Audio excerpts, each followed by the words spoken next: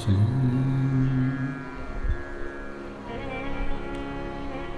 गिरिराज धरण की जय। श्री वल्लभाधीश की जय। श्री गोसाई जी परम दयाल की जय। श्याम सुंदर श्री यमुने महारानी की जय। काशी विश्वनाथ भगवान की जय। गौरा महारानी की जय। श्री गणेश जी महाराज की जय। सरस्वती मात की जय। खेड़ापति सरकार की जय। कुबरेश्वर महादेव की जय। संत सद्गुरुदेव गौ माता की जय। चिंता संतान हंतारो यत्पदानुरेणवा श्रियानं तनीन्द्रचार्यानं प्रणमामि महं। यदमृतो जन्तुभा सर्वदुःखातिगो भवेत् तमं सर्वदा वन्दे श्रीमद्वल्लभनन्दनम्। अज्ञानतिमिराभास्य ज्ञानजशलाकया चक्षुरुन्मीलितेन तस्मै श्रीगुरवे नमः। नमामि हृदये शेषलीलाचिरब्धिशयनं लक्ष्मीसहस्रलाम्भे सेव्यमानं कलानिधिं। चतुर्विश्वचतुर्विश्वचतुर्विश्वतिभिस्तवा षड्विजायते योऽसौ पञ्चदा हृदये मम। बोल विश्वनाथ भगवान की जय।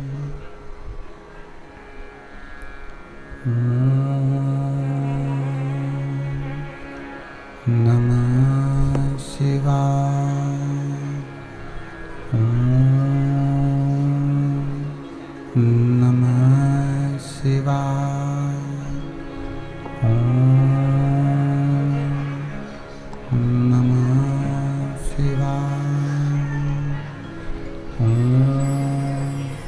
नमः शिवाय।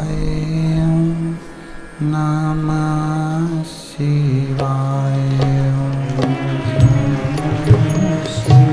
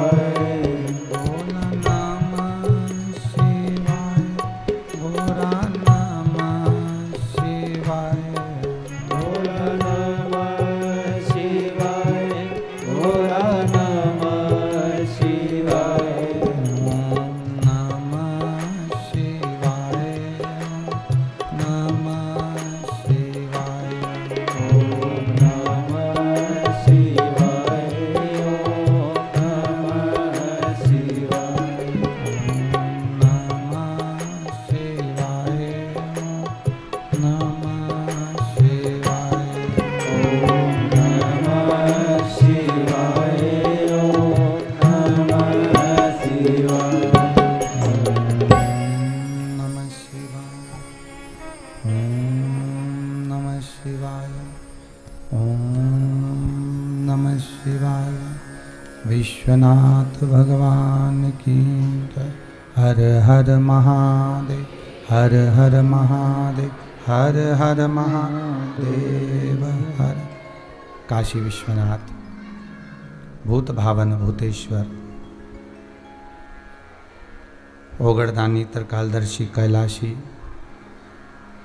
अविनाशी भगवान शिव, जिनकी पुनित पावन शिव महापुराण की कथा बाबा देव अधिदेव महादेव की कृपा से त्रिकालदर्शी कैलाशी अविनाशी भगवान शिव की कृपा से श्रवण करने का सौभाग्य प्राप्त हुआ है।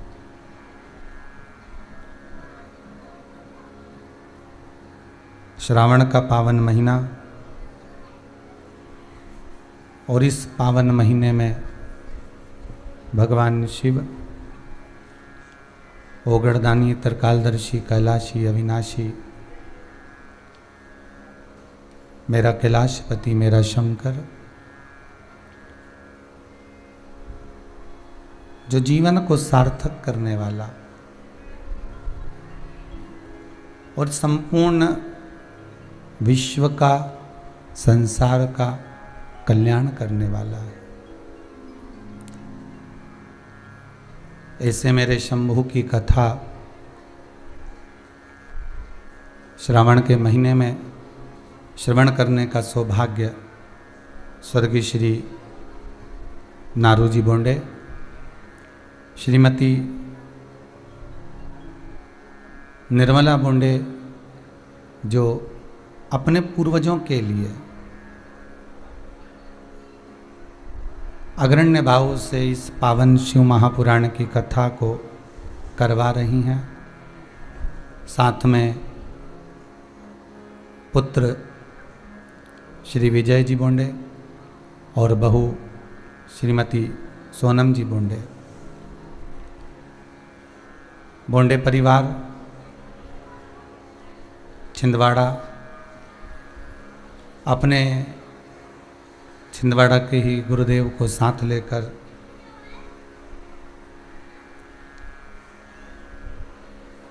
श्री मुक्तानंद जी शर्मा जी को साथ में लेकर यहाँ कुबेरेश्वर धाम में आकर संपूर्ण विश्व कल्याण के लिए ऑनलाइन शिव महापुराण की कथा को करवा रहे हैं। मनुष्य की अगर देह मिले, मान लो मानव का यदि कभी शरीर मिल गया पुनः, अभी तो जो मिला है शिव की कृपा से मिला है,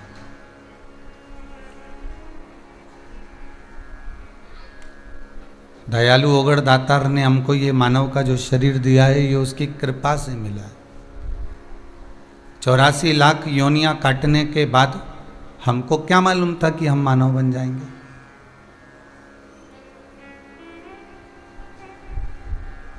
बड़ी मुश्किल से ये मनुष्य का शरीर मिलता है, और मानव का शरीर अगर मिल भी गया तो हम भगवत स्मरण नहीं कर पाते।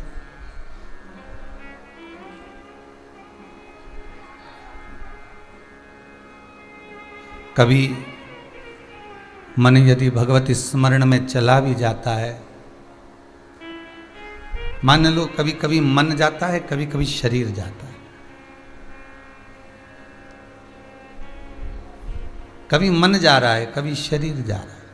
कभी कभी ऐसा होता है कि हम कथा में बैठे रहते हैं पर मन नहीं लग पाता, जैसे सती का नहीं लगा था। और कभी मान लो मन लग जाता है तो शरीर नहीं लग पाता। इस भारत की भूमि पर ही नहीं, संसार में कई जगह पर ऐसे आज भी विचार कर कर लोग बैठे हैं कि अभी हमारी कोई भजन करने की उम्र है क्या।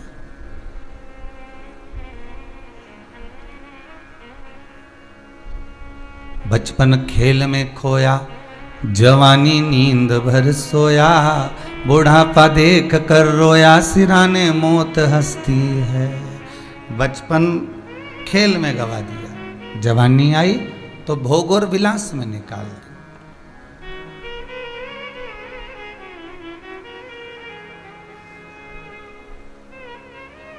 और फिर जो मिली वो अधेड़ी थी, और अधेड़ी भी मिली तो कमाने में निकाल दी।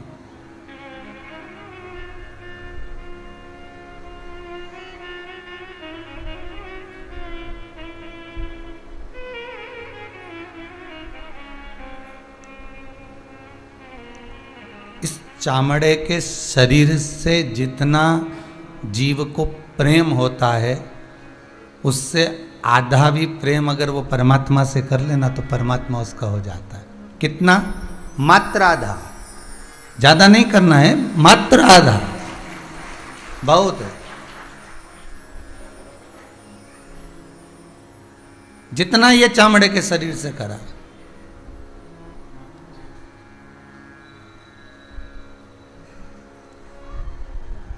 और जितना श्रृंगार आप अपना, हम अपना, परिवार वाले अपना, कुटुंब वाले अपना करते हैं, उतना ही श्रृंगार का आधा भाग अगर मेरे देव अधिदेव महादेव को दे दिया जाए कि बाबा आज हमने फूलों से तुम्हारा श्रृंगार करा, आज हमने बेलपत्र से करा, आज हमने अक्षत से करा, आज हमने हल्दी से करा। बाबा का हम जो श्रृंगार करें वो कुछ ये भाव से करें कि बाबा को हमें मांगना नहीं है कुछ भी, हमें तो केवल देना है।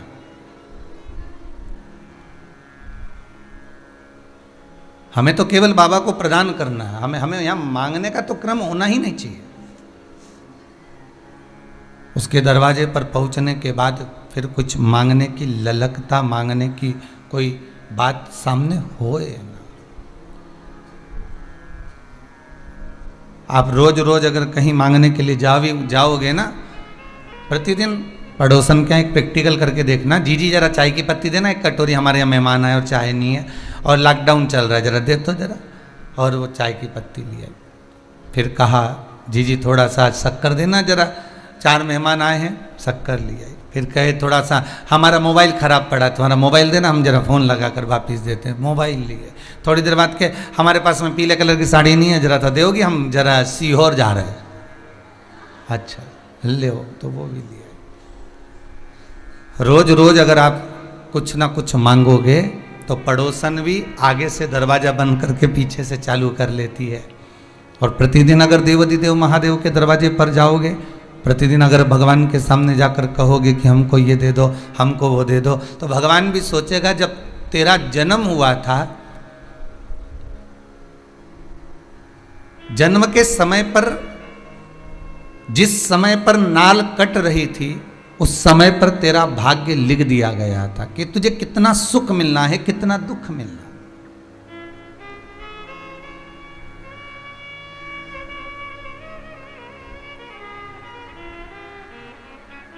कितना सुख तुझे प्राप्त होना है और कितना दुख तुझे प्राप्त होना है।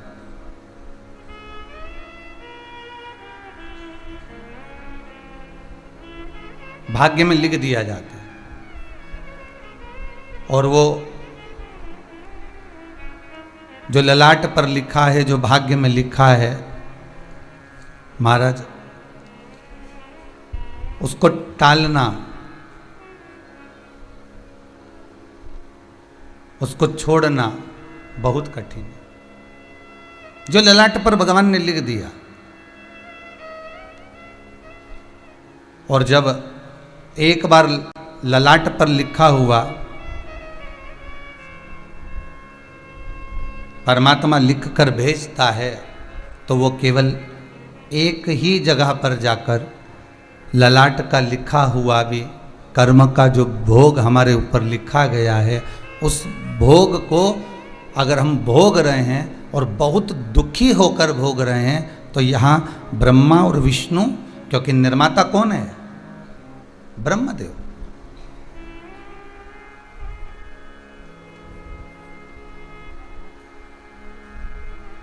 निर्माता कौन? ब्रह्मा। भगवान विष्णु तो केवल आदेश देते हैं, ब्रह्मदेव भाग्य लिख दीजिए, और ब्रह्मा जी ने भाग्य लिख दिया। निर्माता ब्रह्मदेव हैं। भगवान शंकर को तो संहार का देवता कहा गया कि इनका काम है जब संपूर्ण विश्व का प्रत्येक जीव जब कहीं ना कहीं उपद्रव मचाना प्रारंभ कर दे, दुख देना प्रारंभ कर दे, कष्ट देना प्रारंभ कर दे, जब त्राही त्राही मचने लगे, तब शंकर विनाश का कारण बन जाते, फिर शिव विनाश कर देते।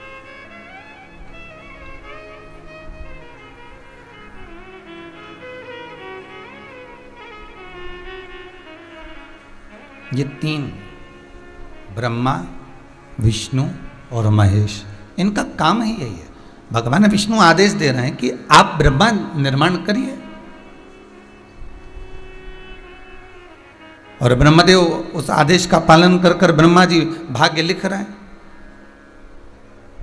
एक बार पार्वती जी ने भगवान शंकर से प्रश्न किया, भोलेनाथ जी ये बताइए, ब्रह्मा जी ने तो भाग्य लिख दिया कि इनके भाग्य में इतना दुख लिखा है, इनके भाग्य में इतना सुख लिखा है, इनके भाग्य में इतनी तकलीफ लिखी है, इनके भाग्य में इतना कष्ट लिखा हुआ है, इनके भाग्य में ये 2 विवाह का योग लिखा है, इनके भाग्य में इतनी संतान होगी ना होगी, ये सब आपने लिखा।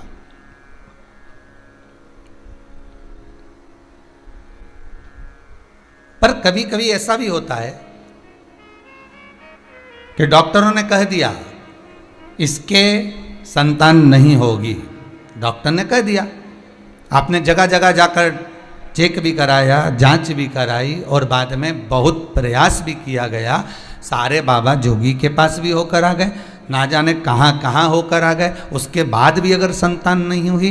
पर कभी कभी ऐसा योग बन जाता है, ये भगवान कृपा करता है। क्यों? क्योंकि जब जितनी बार हम भगवान के सम्मुख में, भोलेनाथ जी के सम्मुख में, बाबा भोलेनाथ की चौखट पर, शंकर के सम्मुख में, गुरुजन के सम्मुख में, माता पिता के सम्मुख में, घर के बुजुर्गों के सम्मुख में, घर के बड़ों के सम्मुख में, जब हम अपने मस्तक को जाकर रगड़ते हैं, इस मस्तक को जब हम प्रणाम करते हैं, दंडवत करते हैं, उस समय पर भगवान भी सोचता है कि इसकी जो रेखा गलत चली रही है, इस रेखा को केवल चरण की रज से ही उसको क्लियर कर दिया जा सकता है, उसको क्लीन किया जा सकता है, उसको साफ किया जा सकता है। केवल एक सदगुरु की शरण, परमात्मा की शरण, माता पिता की शरण, घर के बुजुर्ग बड़ों की शरण में जाकर।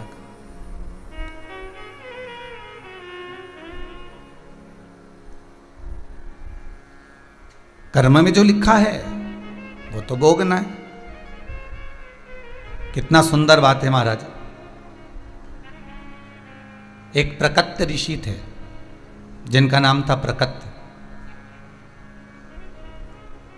और प्रकत्य ऋषि एकांत में जाकर, वन में जाकर तपस्या कर रहे थे।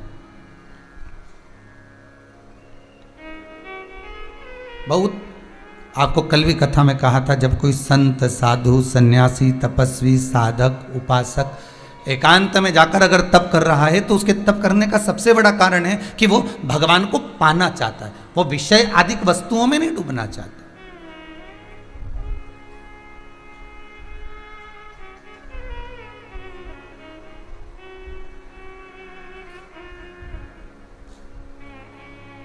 मंदिर में बैठे हो आप, हाथ में माला भी है आपके, गौमुखी भी रखकर बैठे हो आप, और आप माला भी जप रहे हो, और इन दृष्टि से संसार की लौकिक वस्तुओं का दर्शन भी कर रहे हो, तो भगवान मिल पाएगा क्या? प्राप्त होगा नहीं। फिर किसी ने कहा एक काम करो कि नेत्र बंद कर लिए जाए।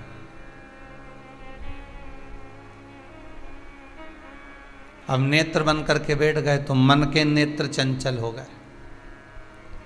अब नेत्र अगर बंद कर भी लो तो नेत्र मन के चंचल हो जाते, और मन के नेत्र जब चंचल हुए तो मन के नेत्रों ने विचार करा, रोज तो आती थी कमला भाई, आज आई होगी कि नहीं आई होगी, मैं तो नेत्र बंद कर रहा हूं क्योंकि गुरुजी बोले हैं।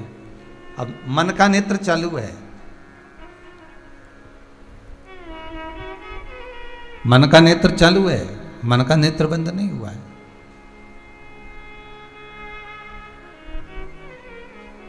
शिव कथा कहती है,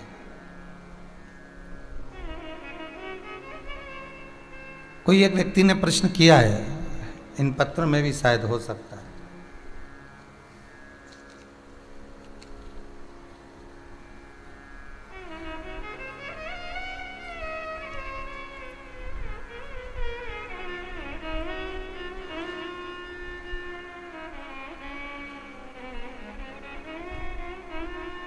इसमें तो नहीं है।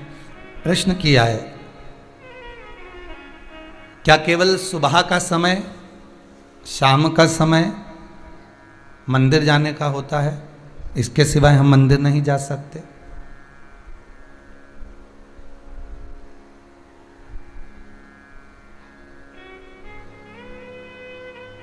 तो एक निवेदन आप सबसे कहूंगा, पहले तो मंदिर बताओ कि किस मंदिर में जाने की बात कर रहे हो।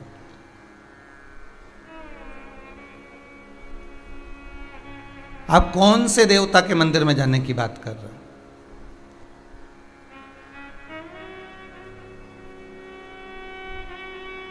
आप अगर राजा राम जी के मंदिर में जाने की बात कर रहे हो तो समय पर सुबह जाओ, शाम को जाओ, ठीक है। आप अगर भगवान कृष्ण के मंदिर में जाने की बात कर रहे हो तो सुबह जाओ, शाम को जाओ, जो समय लिखा है उस समय पहुंचो। आप दत्त भगवान के मंदिर में जाने की बात कर रहे हो तो सुबह जाओ, शाम को जाओ। आप गणेश जी के मंदिर में जाने की बात कर रहे हो तो सुबह जाओ, शाम को जाओ, मना नहीं। आप जितने भी देवता हैं, बहुत ध्यान से सुनिएगा, आस्था चैनल के जितने श्रोता भाई बहन कथा सुन रहे हैं, बहुत ध्यान से सुनिएगा महाराज, बहुत अच्छी कथा, बहुत सुंदर प्रश्न है कि मंदिर क्या हम सवेरे और शाम को ही जा सकते हैं? तो आपसे निवेदन है, जिस बेटे ने ये प्रश्न करा है, आजकल के जो नवयुवक बच्चे हैं बहुत अच्छे प्रश्न करते हैं, ऐसा नहीं है, अगर सही उनको जवाब मिलना भी चाहिए। आप अगर गणेश जी के मंदिर जा रहे हो, राम जी के मंदिर जा रहे हो, आप कृष्ण के मंदिर जा रहे हो, आप दत्त भगवान के मंदिर जा रहे हो, आप किसी अन्य देवता के मंदिर जा रहे हो तो सुबह और शाम जाइए।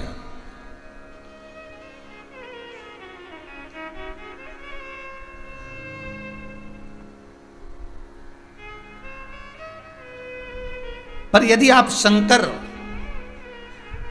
और जगतजननी जगदम्बा के मंदिर में, दुर्गा के मंदिर में, भवानी के मंदिर में अगर जा रहे हो तो कोई समय नहीं है। क्यों? क्योंकि मां और बाप के रूम में बेटा कभी भी जा सकता है। माता और पिता तो बाहें पसारे खड़े हैं।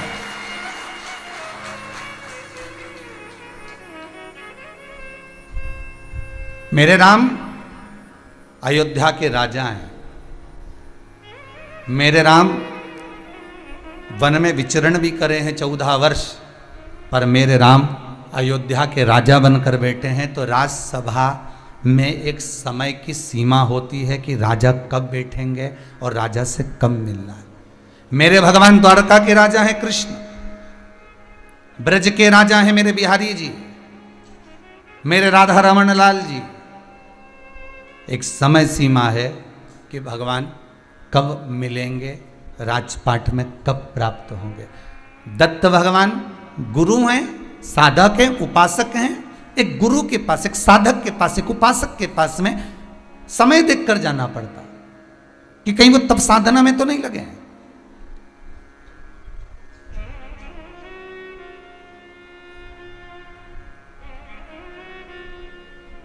गणेश जी महाराज बुद्धि के देवता हैं।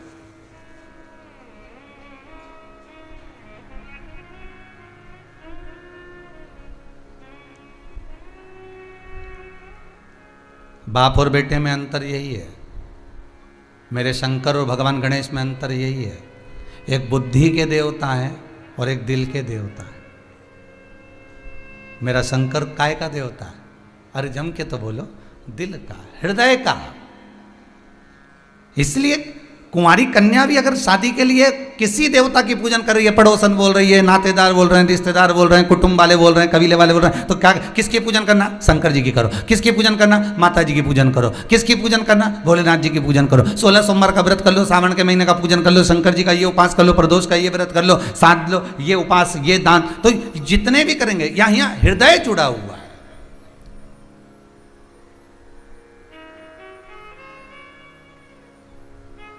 जो बहुत ज्यादा बुद्धि लगाता हो ना, जरा उससे कम मिलने का प्रयास करना। जो हर चीज में बुद्धि लगाए, यहां काय को आए। अब ये जो इतना बढ़िया रोड बन गया तो ये खड्डा महाराज ने क्यों करवाया?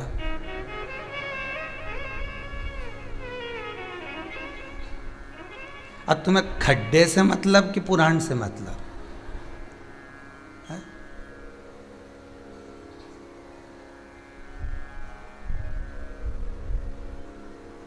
हर चीज में जो बुद्धि लगाए उससे थोड़ा सा दूरी बनाकर चलना।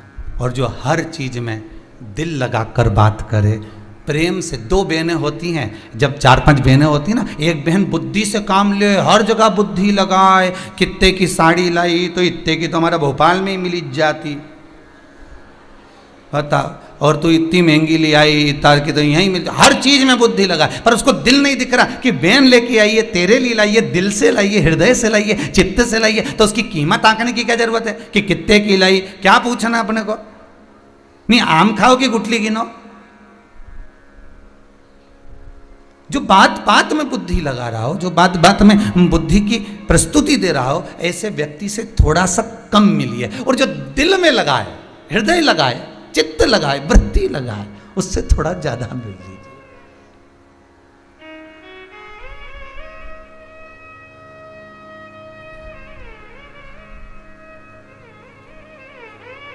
ना कुछ घट गया होता, ना कुछ लुट गया होता, जो तुमने क्रोध में कहा, यदि वही प्रेम से कहा होता। बस केवल अगर प्रेम से कहा है, दिल से कहा है, हृदय से कहा है, मन से कहा गया है, तो वो कार्य तुरंत हो जाएगा, तुरंत। एक किसी जाओ कहीं स्टेशन पर जाना, रिजर्वेशन कराने, या बिजली का बिल जमा करने जाना, या कहीं ऐसी जगह जाओ किसी ऑफिस में, और वहां जाकर जरा अच्छा जम के बोलना, है जरा ये कर दे मेरा, अच्छा चिल्ला के बोलना, वो करेगा? लाइन लगाओ, चलो लाइन लगाओ, उधर से जाइए, उधर से जाओ, जल्दी निकलो इधर से, चलो उधर से जाओ, लाइन लगा जाओ। और अगर वही बात अपने प्रेम से कही होती, काका जी कैसे हो? अब काका जी भी बाल खुजारिया है, कभी पहचानता तो था ही नहीं, काका कैसे लग गया? ये हृदय की बात है, दिल की बात है। काका जी बहुत जल्दी है, आज बच्चे को स्कूल भेजना है, गाड़ी में लेकर आ गया हूँ, मेरा क्या टिकट कर दोगे? क्या मेरा ये बिल जमा कर दोगे? तो वो भी कह देगा रख दे रुक जा, और सामने वाले से कह देगा जरा रुक जा बेचारे का टिकट। वो तूने तुरंत फॉर्म भर दिया, तुरंत टिकट कर दिया, या तुरंत बिजली का बिल जमा कर दिया। प्रेम, यहाँ संपदा नहीं दी गई है, यहाँ धन नहीं दिया गया, यहाँ दौलत नहीं दी गई है, केवल प्रेम दिया।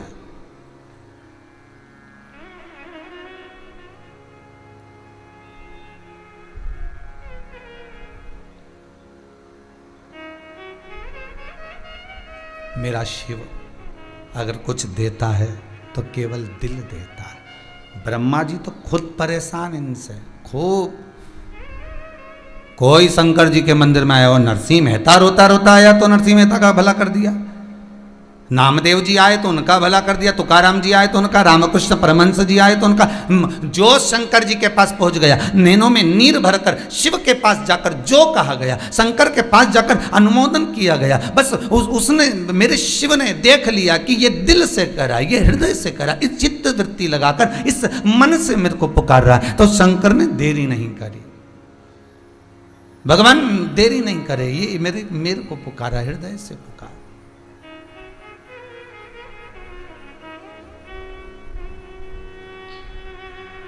इसने बुद्धि नहीं लगाई है, इसने विवेक नहीं लगाया, और इसने जो लगाया बस केवल हृदय लगाया, हृदय लगाया। आज सबसे निवेदन है, एक राधा जी का चरित्र है। एक बार भगवान कृष्ण ने राधा जी से कहा, राधा मुझे वो देना जो मेरे पास में नहीं है।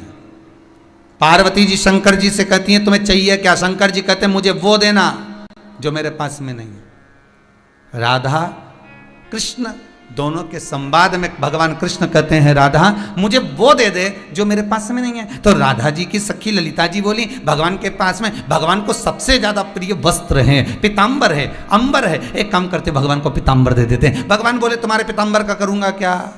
क्या करूं तुम्हारे पीताम्बर का? एक उंगली उठाई थी, नानी बाई का 56 करोड़ का मायरा भर कर आया था। दूसरी उंगली उठाई तो द्रौपदी को 9,999 साड़ी दिया आया था। मेरी तो खुद फैक्ट्रियां चल रही, तुम्हारी साड़ी का करूंगा क्या, तुम्हारे वस्त्र का करूंगा क्या, मुझे पीताम्बर चाहिए नहीं। फिर किसी ने कहा भगवान को रतन बड़े प्रिय हैं, सोना चांदी बड़ा प्रिय है, तो भगवान को रतन दे देना चाहिए। भगवान ने कहा तुम्हारे रतन का करूंगा क्या। जब भगवान विष्णु के साथ में लक्ष्मी जी का विवाह किया गया, समुद्र देवता ने जब कन्यादान करा, लक्ष्मी को ब्याहया, तो समुद्र देव अपनी बेटी को जब ब्याहे थे, लक्ष्मी को ब्याहे थे, तो कितने रतन दिए होंगे विचार कर कर देखिएगा। तो मेरे को रतन तो पहले से पड़े हुए हैं और लक्ष्मी मेरे चरणों में पड़ी है, तो ना तो मुझे लक्ष्मी चाहिए, ना मुझे रतन चाहिए, ना मुझे पीताम्बर चाहिए। तो किसी ने कहा भगवान को भोजन अच्छा लगता है, भगवान को 56 भोग दीजिए। भगवान के तुम्हारे भोजन का क्या करूंगा। आधा चावल का दाना द्रौपदी की यहाँ खाया था, 10,000 ब्राह्मण का पेट भर दिया था ऋषियों का। अगर पूरा की पूरा एक गासा खा जाता हूं तो पूरी पृथ्वी का पेट भर देता हूं, इतनी सामर्थ्यता रखता हूं। क्या करूं तुम्हारे भोजन का। ना मुझे पीताम्बर चाहिए, ना मुझे अंबर चाहिए, ना मुझे रतन चाहिए, ना मुझे लक्ष्मी चाहिए, ना मुझे भोजन चाहिए। तो इतने में दूसरी बोली फिर चाहिए क्या। तो इतने में राधा तो नहीं बोली, तब ललिता जी बोली इसका दिल राधा जी ने चुरा लिया, मेरे कान्हा का दिल राधा जी ने चुरा लिया। इसलिए भक्त अगर भगवान को कुछ देना तो अपना दिल दे देना, मन दे देना, चित्त दे देना, वृत्ति दे देना। आप भगवान को अपना हृदय दे दीजिए, दिल दे दीजिए, मन दे दीजिए, अपनी चित्त वृत्ति दे दीजिए। और हम क्या करते हैं, भगवान को सब कुछ देते हैं पर फोन पर कहते हैं दिल तो तुझ में लगा है।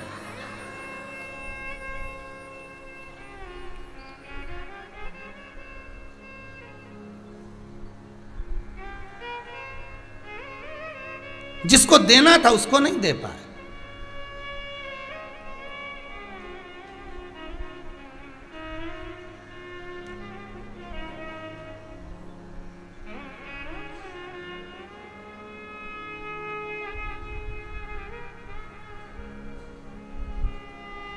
बेटा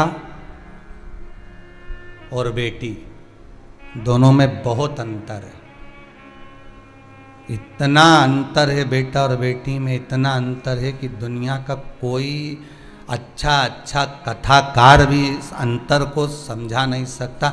एक अंतर तुम देख लो कि बेटी शादी होने के बाद मम्मी से इतनी बात करे और छोरा शादी होने के बाद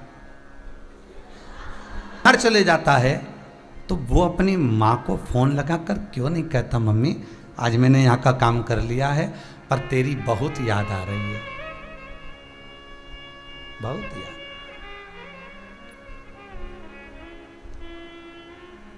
चार रोटियां होती हैं, रोटी बनाने वाले भी 4 तरह के होते हैं। 4 तरह की रोटी होती है। पहली रोटी माँ बनाती है, वो रोटी होती है वात्सल्यता की। वो रोटी होती है करुणा की। बेटा जब खाता है पेट तो भरा जाता है मां के हाथ की रोटी से, पर मन नहीं भरा पाता। दूसरे नंबर की रोटी होती है पत्नी बनाती है, उसमें त्याग होता है, उसमें समर्पण होता है। पति खाता है, पेट भी भरा जाता है, मन भी भरा जाता है। तीसरे नंबर की रोटी होती है घर की बहू और बेटी बनाती है।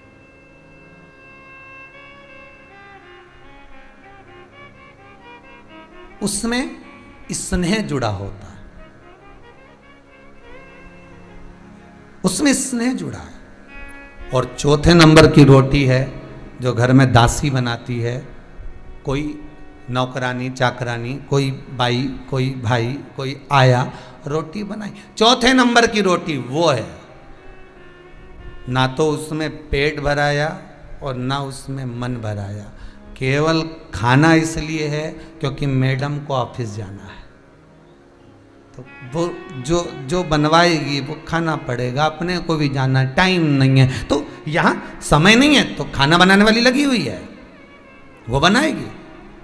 पर कितनी सुंदर बात गर्ग संहिता के अंदर लिखी और कितनी सुंदर बात भविष्य पुराण के अंदर लिखी कि भले कितने भी वीआईपी बन जाओ, कितनी भी नौकर तुम्हारे यहाँ काम करें, कितने भी चाकर तुम्हारे यहाँ काम करें, भले तुम्हारे चरण दबाने वाले लगे हों, पाँव में चप्पल पहनाने वाले लगे हों, भले तुम्हारा थूक झेलने वाले खड़े हों, पर यहाँ पर भविष्य पुराण कहती है जिस कक्ष में रसोई घर में भोजन बनता है उस रसोई घर में भले रोटी बनाने वाली बाई लगी हो, पर निवेदन भविष्य पुराण करती है कि घर की बहू, बेटी या माता को सब्जी तो अपने हाथों से ही बनाना चाहिए, भले रोटी को ही बनाए।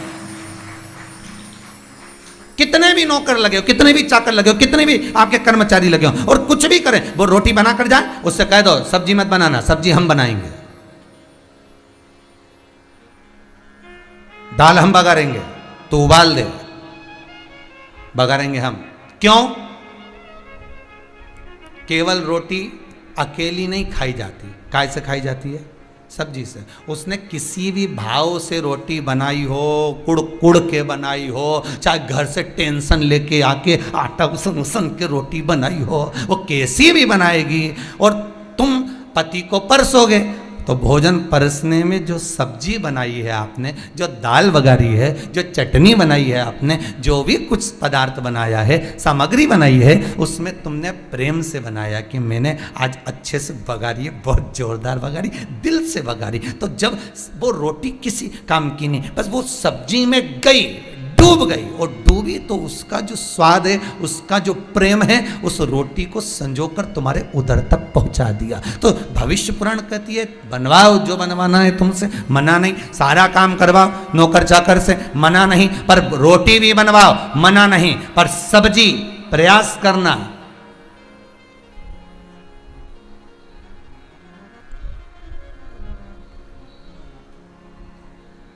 सब्जी स्वयं स्वयं बनाई।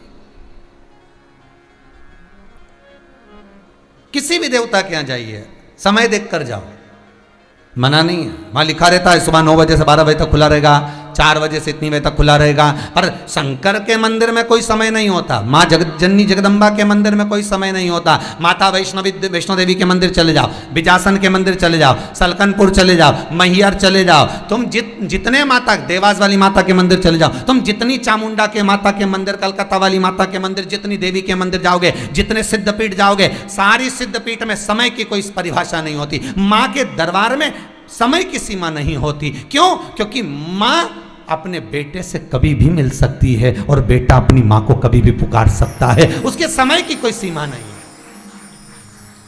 आधी रात को भी बेटा रो रहा है, आधी रात को भी बच्चा रो रहा है, तो मां को उठना पड़ेगा, मां को उठना पड़ेगा। पहले एक भजन चलता था नवरात्रि में, हमने भी सुना था, आपने भी सुना होगा, बेटा जो बुलाए मां को आना